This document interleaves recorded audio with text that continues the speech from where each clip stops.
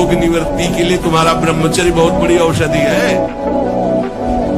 मान लीजिए कोई भी रोग तुम्हें परास्त नहीं कर सकता, बड़े से बड़ा भयंकर रोग भी परास्त नहीं कर सकता अगर आप ब्रह्मचारी हैं।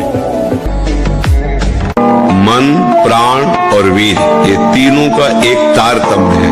एक कंट्रोल में हो जाए तो ये दोनों कंट्रोल में हो जाएंगे। जैसे भजन में डूबने का जब समय होता है ना एकदम, तो प्राणवायु चल रही कि नहीं चल रही इसका भी पता नहीं, इतने सूक्ष्म हो जाते हैं प्राण। मन एकदम शांत, एकाग्र, फिर कोई भोग वासना नहीं।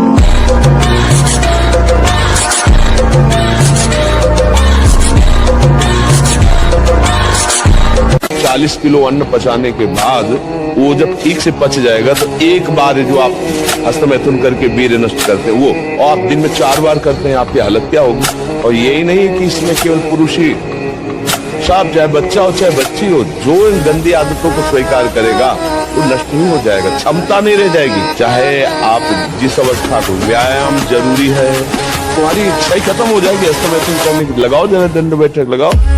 तो हम साधन में बैठते हैं, मन विषयों में जाता है, वो जाता नहीं है। सच्ची माने उसमें संस्कार भरे हुए हैं, वो नष्ट हो रहे हैं। उसको आप प्रतिकूल भावना से पोषित मत कीजिए कि जब हम भजन में बैठते हैं, ध्यान में बैठते हैं, साधना में बैठते हैं तो मेरा मन बहुत विषयों का चिंतन करता है। ऐसा नहीं है, ये विपरीत चिंतन है।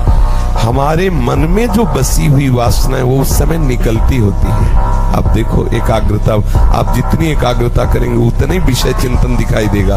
वो होता नहीं विषय चिंतन, वो मन को खाली किया जा रहा है।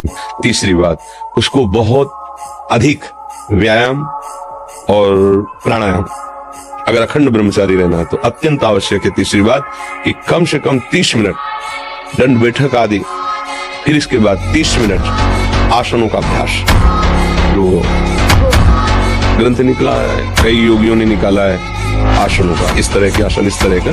फिर प्राणवायु का संशोधन, क्योंकि प्राणवायु, मन और वीर्य तीनों का एक तदात्म्य है। अगर प्राणवायु पवित्र और सूक्ष्म है तो मन निश्चल होगा और वीर संग्रह करने की सामर्थ्य आ जाएगी।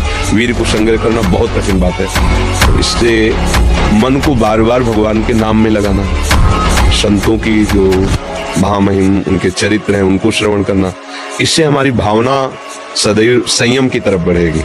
अभी बच्चे हो, हमारी बातें सुन लिया है, इनको डायरी में नोट कर लेना और इसके बाद जो है उनको रोज पढ़ना कि क्या बात कही गई है। और जब दृढ़ निश्चय है कि मुझे ब्रह्मचर्य से रहना है तो कभी भी किसी भी तरह भोग का संयोग उपस्थित होने पर भी अपने निश्चय में रह कि मेरा मार्ग भोग नहीं है, योग है, ब्रह्मचर्य है, तो फिर आप आगे निकल जाओगे। कई वर्ष तक यौवन अवस्था को प्राप्त होने पर यदि ब्रह्मचर्य क्षीण न हो तो फिर धीरे धीरे धीरे धीरे ऊर्ध्वरेता होने लगता है। जिसका ब्रह्मचर्य अधोगामी, वीर्य अधोगामी हो गया, उसको रोक पाना बहुत कठिन होता है, क्योंकि उसका अभ्यास वीर्य का बन गया है, नीचे की इंद्रियों से बाहर होना।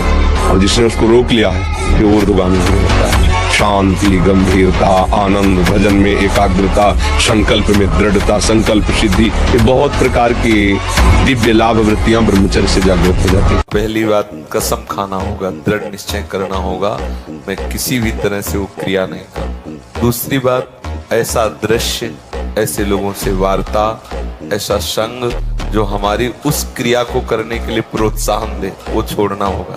तीसरी बात, हमारा भोजन सात्विक हो। आखिरी बात यह है कि किसी आयुर्वेदिक अच्छे वैद्य से मिलकर पुष्टता की औषधि लीजिए, जो आपकी धातु पुष्टता करे, उसकी औषधि लीजिए, संयम से रहिए।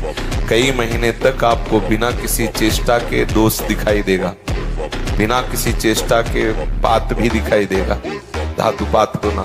आप घबराना नहीं, अगर संयम से चलोगे तो कुछ समय बाद धीरे धीरे ठीक होने लगेगा। तो किसी आयुर्वेद से मिलिए, थोड़ा प्राणायाम, व्यायाम, दौड़ भाग कीजिए शरीर को, और वो गंदी क्रिया बंद कर दीजिए। थोड़ा उत्साहित होइए, निरुत्साहित पुरुष आगे नहीं बढ़ पाता, चाहे स्वार्थ हो या परमार्थ हो।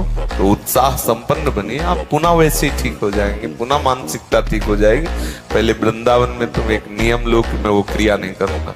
ये भोग विलासता नष्ट करने के लिए तुम्हें मनुष्य शरीर मिला था, तुम अंदर ही अंदर खोखले होकर अपना नाश कर रहे हो। बहुत दया लगती है जब ऐसे तो लगता है आपको भगवान की कृपा से जो अमूल्य श्वासें मिली, जहां आप इन श्वासों का नाम जप कर दिव्य पद प्राप्त कर सके, वहां तुम ऐसे किस काम के? जैसे जैसे चढ़ोगे वैसे वैसे दुश्मन जोर करेगा, वैसे वैसे जो आप क्या समझते हो, 4 माला घुमा लिए तो मन आपका शांत हो जाएगा और बढ़ेगा, वो और आग पैदा करेगा, वो और प्रबल होगा। साधक भजन बल से उससे भी बढ़े, काम जितना बढ़े उतना ही नाम बढ़ाओ। देखो रौंदो, भगवान ने कितना सुंदर शरीर दिया है। हम बोल सकते हैं, हम देख सकते हैं, हम सुन सकते हैं, तो हम भगवान नाम बोल सकते हैं, हम भगवान नाम सुन सकते हैं, भगवत कथा सुन सकते हैं, हम दूसरों का उपकार कर सकते हैं। कितना मंगलमय जीवन दिया है। अब उस जीवन की दिशा गलत कर दो तो गलत हो जाएगी, सही कर दो तो सही हो जाएगी।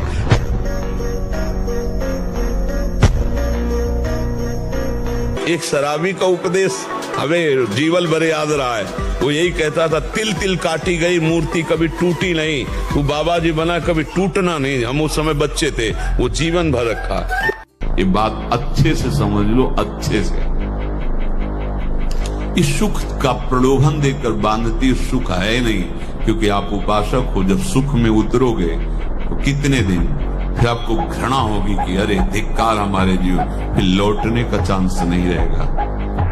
ध्यान से सुन लो, लौटने का चांस नहीं देगी माया। तुम्हारी ऐसी आंतरिक कमजोरी हो जाएगी, ऐसी वृत्तियां कमजोर हो जाएंगी कि तुम उस माया के इशारे पर नाचोगे, उसके विपरीत तुम बोलने की भी ताकत नहीं रख सकते। परम पवित्र विचार वाला, परम पवित्र आहार वाला, परम पवित्र जब आपकी चेष्टाएं, तब इस महान शक्ति को धारण किया जाता है। कुछ ऐसे भी व्यायाम करते हैं, कोई व्यायाम पैर से, ये कोई व्यायाम का मतलब पसीना निकले शरीर से। आपके शरीर को 1-2 किलोमीटर दौड़िए। ब्रह्मचारी बनना है तो ब्रह्मचर्य पचाने के लिए भी तो चाहिए ना। कोई गर्व न करे महीना 2 महीना ब्रह्मचर्य रह के कि मैं काम विजयी हो गया। भगवान शंकर की समाधि भंग कर सकता है, तुम तो जीव हो, वो शिव हैं, वो शिव हैं, उनकी समाधि भंग कर सकता है, तुम तो जीव हो। ब्रह्मचर्य बहुत बड़ा वरदान है, ये लोग समझ नहीं रहे। सबसे प्रार्थना करते, खिलवाड़ मत करो, सुख के नाम पे तुम्हें बर्बाद किया जा रहा है। ये मन तुम्हारा तुम्हें सुख का प्रलोभन देके तुमको नष्ट करके अपने अधीन कर रहा है। आप सब कुछ कर सकते हैं, मतलब यही सबको भूल है।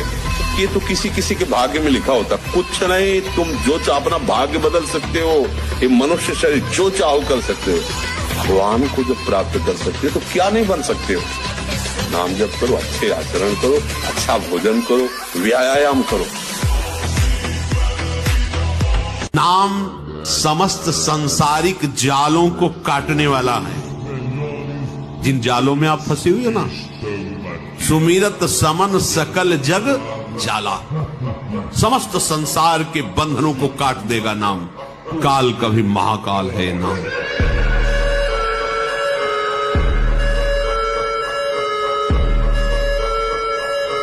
क्या मुर्दे जैसा जीवन, जो इंद्री जैसा चाहे वैसा डाउन कर दे, जैसा चाहे वो हमें शोक दे दे, दुख दे। थोड़ा सा साहसी बनो, तुम भगवान के अंश हो, तुम कुछ भी कर सकते हो, कुछ भी।